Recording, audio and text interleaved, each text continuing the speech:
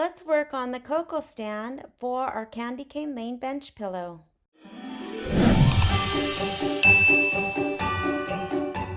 It's time to work on the cocoa stand on page 12. I have the background fabric that has been fused with interfacing.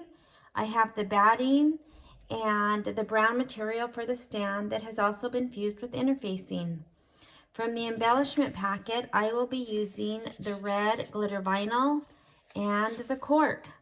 Let's get started on the cocoa stand. So for the first block for Candy Cane Lane, which was the street lamp and candy cane, I did everything right at my machine. I brought in the background quilting and the embroidery file, and I moved it according to the directions. So from now on, for the rest of the blocks, I will be merging the background quilting and the embroidery file in Embellishment's Essential software. The reason I like using embroidery software is I can get everything done before I take it to my machine. So in this case, for Candy Cane Lane, all of the embroidery files need to be moved down to the bottom of the block. And so I can take care of that, merge the quilting backgrounds all together. So all I have to do is open the file at my machine and it will be ready to go. Again, this is completely optional as everything can be done right at your machine.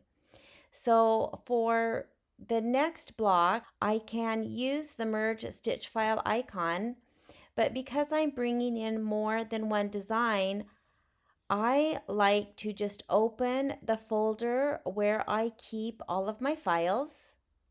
I will first open the quilting bundle or my quilting backgrounds. This really isn't a Candy Cane Lane quilting bundle. This was done before the background quilting and quilting bundles came to be. So I am just using some Christmas backgrounds. Now, when I first started thinking about doing Candy Cane Lane, I was going to do each of the background quilting a different design.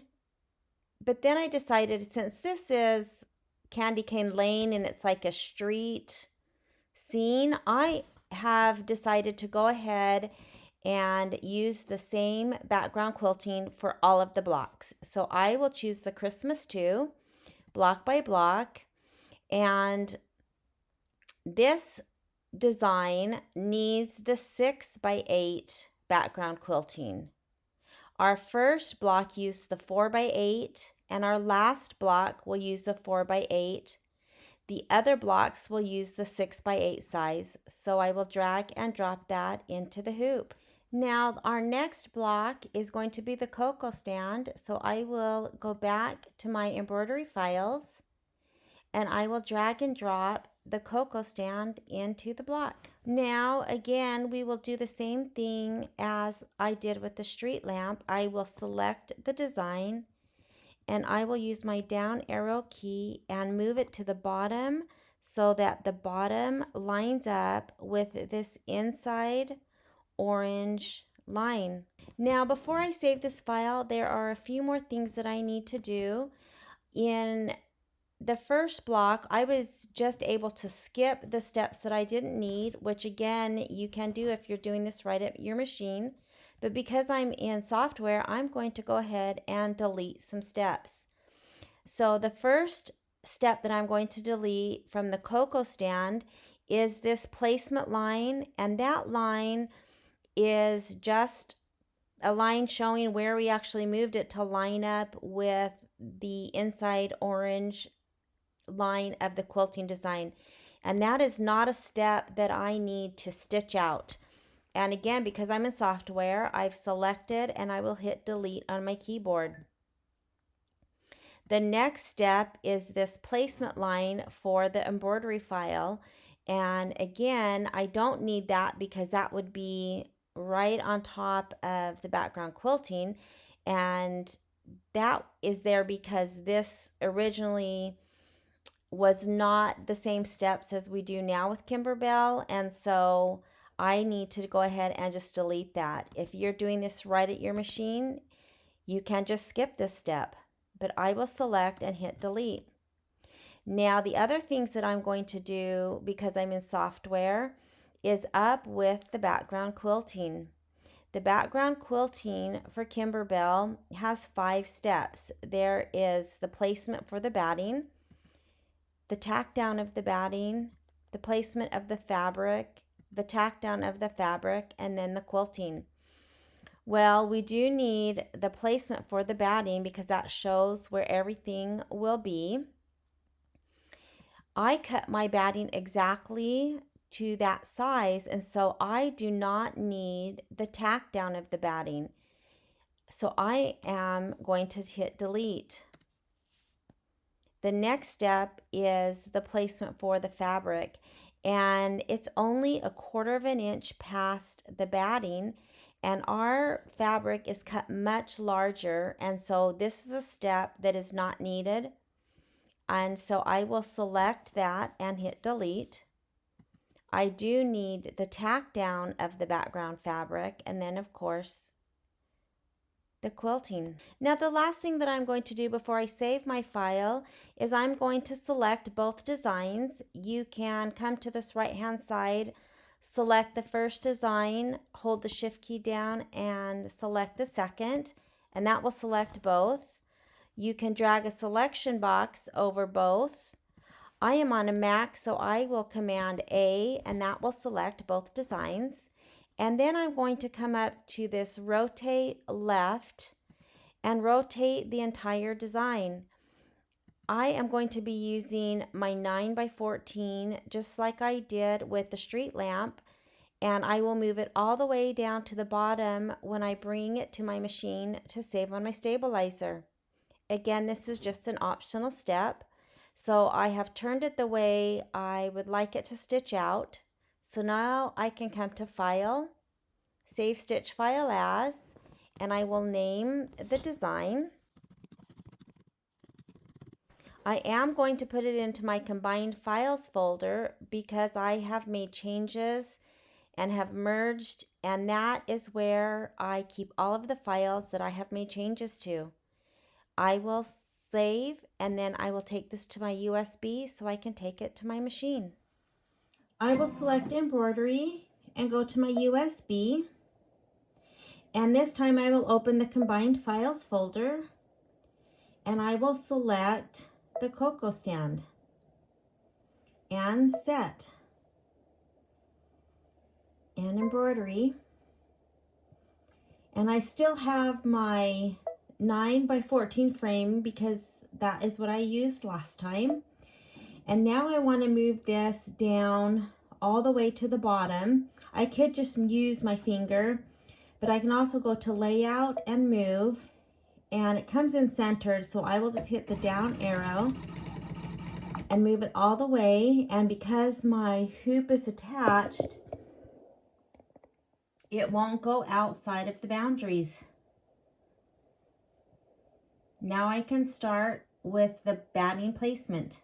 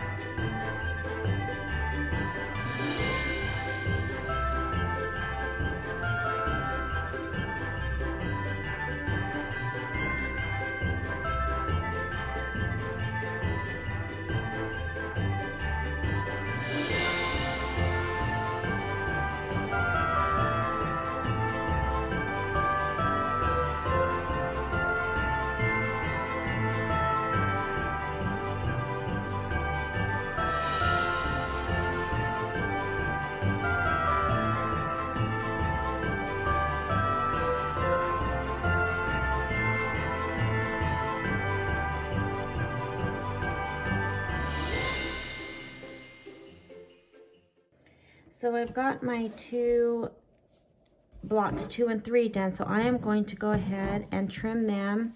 Here's my roll of stabilizer.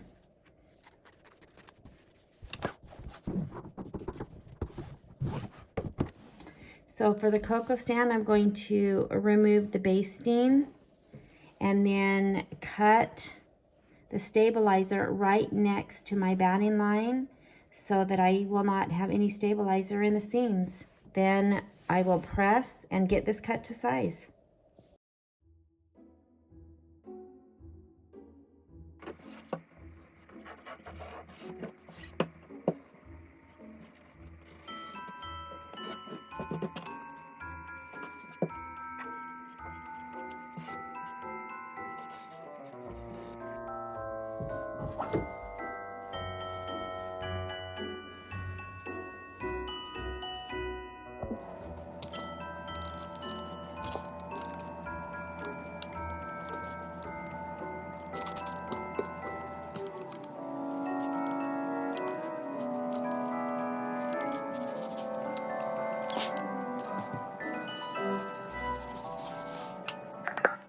For these center blocks that are a little bit larger than our street lamp block, I will be using the 6.5 by 8.5 ruler. Again, you could line it up from the front. I have my basting out. I can kind of see the holes where I took it out, so I could use that as a guide and cut. But again, usually I like to flip to the back because I can see the batting, and I kind of just make sure that there is equal amounts. But however it works and however you feel you get the best cut.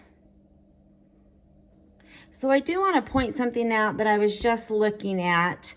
I'm not sure that if you can see the outline of my batting, and you can see that my little background candy cane comes over that. I think my batting either slipped or I didn't place it right. And so it shifted a little bit lower. And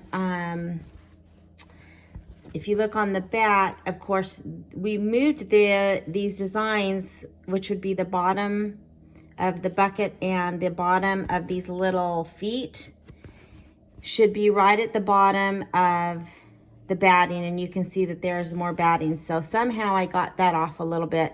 I am going to go ahead and trim this batting just right next to the bucket bottom and the little feet because if I cut it now, it will be in the batting will be in the seam, and I definitely don't want that. I will be a little bit short at the top, but I'm okay with that. I think this is more important to have the batting out of the seam than have you know, a little bit short up here. So I hope that makes sense. So I'm going to go ahead and just use my scissors and just cut a little 1/4 inch. Again, somehow I didn't get it lined up. And if you can actually see, this dark stitching was my original batting line, and then when I started this block, somehow it had gotten off, and so I redid it. And so I don't know if that you know, has something to do with it, but anyway, so that's how I'm going to fix this. So let me get that taken care of, and then I'll get this cut to size.